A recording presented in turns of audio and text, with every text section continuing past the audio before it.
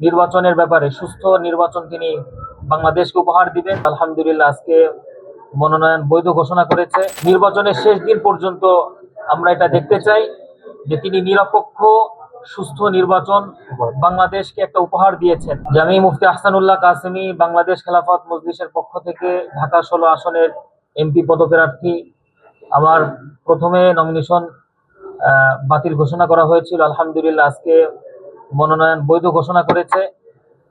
তো আমি আশাবাদী নির্বাচন কমিশনার আলহামদুলিল্লাহ অত্যন্ত ভালো মানুষ।